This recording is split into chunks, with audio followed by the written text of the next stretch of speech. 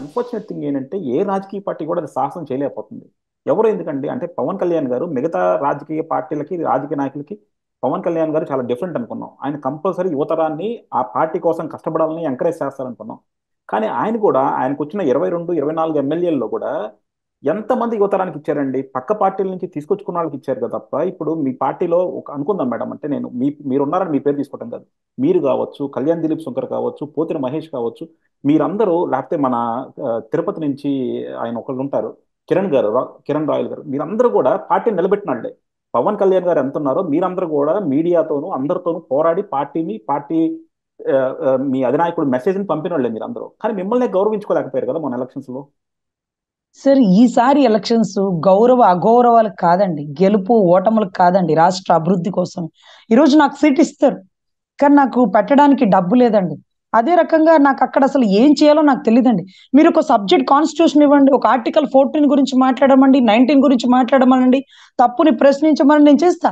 కానీ ఏ బూత్ లో ఏం జరుగుతుందో, ఏ క్యాడర్ ఎలాంటి వారు, మన పక్క ఉన్నవారు మంచివారా, మనల్ని పొగిడేవారే మనకి ఈ రోజు శత్రుత్వంతో కలిగి ఉన్నవారు, ఇవన్నీ మాకు తెలియదండి. నీళ్ళకి నీళ్లు, పాలకి పాలు వేరు చేయగల సమర్థత మాకు ఇంకా రాల. సో దానికి అనుభవం ఉండాల. ఇది కీలక ఘట్టం అండి, కురుక్షేత్రంలో కీలక ఘట్టం, యుద్ధకాండ జరుగుతుంది. ఈ యుద్ధకాండలో నువ్వెళ్ళాలా నేను వెళ్ళాలంటే గతంలో ఆయుధం తిప్పిన వాడు తప్ప కొత్తగా ఆయుధం పట్టిన వాడి వల్ల కాని పరిస్థితి. సో తద్వారా ఈసారి ఎలక్షన్స్ కి ఒకే యువతరానికి అవకాశం కల్పించలేకపోవచ్చండి.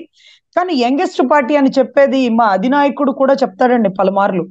సీఎం నేనే కాదు, నా తర్వాత నా కుటుంబంలో ఎవరు రారు, కొత్త వాళ్ళు రావాలి, అన్ని కులాలు రావాలి, నేను పోతే నా కొడుకు పోతే, ఇదంతా కాదు, జనరేషన్ మారాలా అనేటటువంటి గొప్ప ఆలోచన ఉన్న ఒకే ఒక్క వ్యక్తి అండి.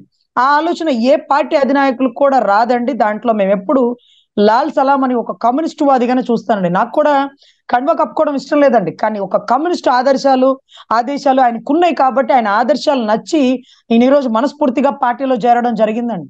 సో అటువంటి ఆదర్శాలు ఈరోజు నేను ఉంటాను, రేపు అకిరా వస్తాడు, రేపు నాగబాబు కొడుకు వరుణ్ తేజ్ వస్తాడు, ఇలాంటి కబుర్లు చెప్పరండి.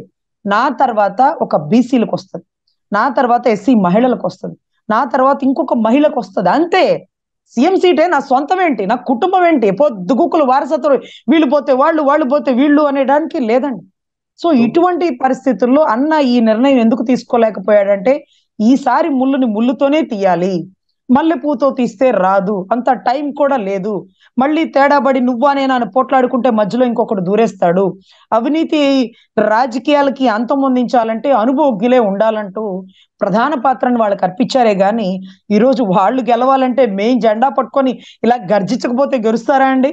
ఓట్లు వేయండి, ఓట్లు చీల్చకండి, కమ్యూనిటీ అంతా ఒక తాటి మీదకి రండి, డబ్బులకి లొంకండి అని మేము గర్జించాల్సిందే కదా సార్.